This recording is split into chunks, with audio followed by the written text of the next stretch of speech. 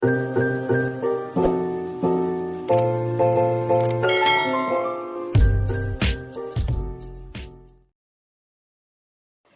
guys! Ngayon po magluluto po tayo ng sizzling tofu. Tara na guys sa aking kitchen. Hiwain po muna natin yung ating tokwa or tofu.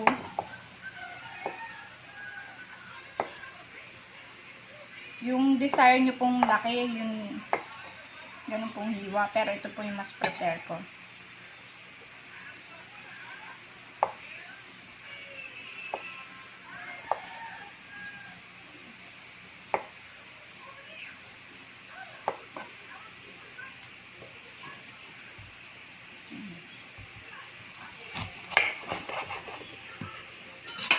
Kukunin lang po natin yung katas ng lemon. Turn on the heat and put some oil on the pan. Yan guys, pag mainit na po yung ating cooking oil, okay na po nating i-fry yung ating tofu. Okay na po.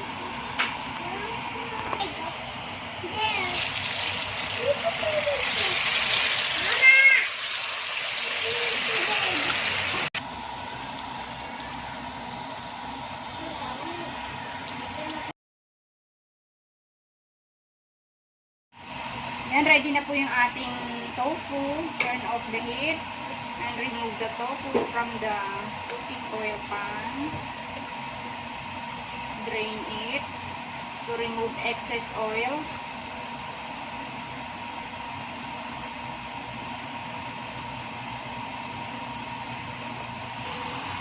In another pan, I use some olive oil, virgin coconut oil because it's healthy. The garlic first. We're gonna saute the garlic.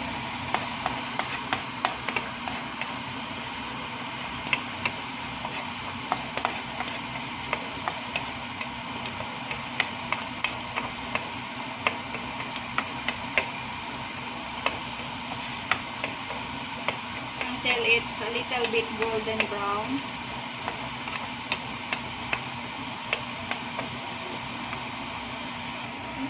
Our garlic is a medium brown.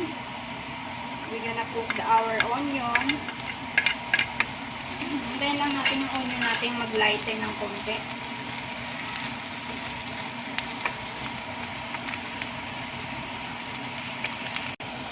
And then our onion is okay na, light na siya.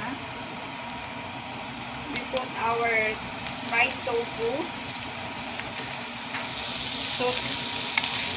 Saute in a little seconds or minute.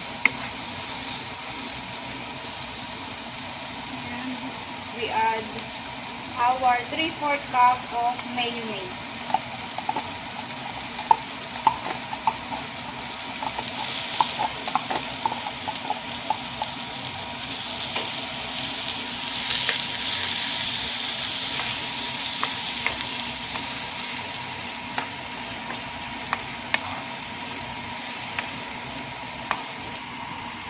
And we add 1 tablespoon of our oyster sauce, pang palinamnam, kasi hindi pa ako gumagamit ng mga pang-magic na pampasarap.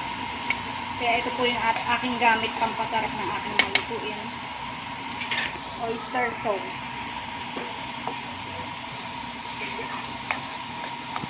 Yan na po. It's time to add our lemon juice and our spices, the red labuyo, siling labuyo, ang ating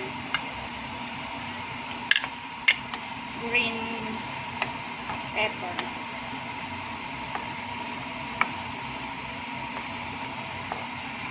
Jeran, okay na po yung ating sizzling tofu.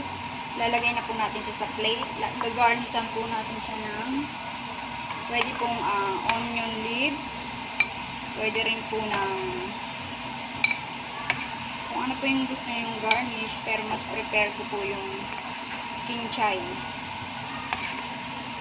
Yan ko po siya ng pinchay. Bukod sa healthy siya, pababa po siya ng cholesterol. Upo ako. Diyan, ito na po yung ating sizzling tofu. Pwede po natin siyang higaan ng lemon or calamansi. Kung gusto niyo pong mas maanghang, higain niyo po yung chili. Perfect po. Try niyo po. Thank you guys. See you on my next video. Thank you for watching.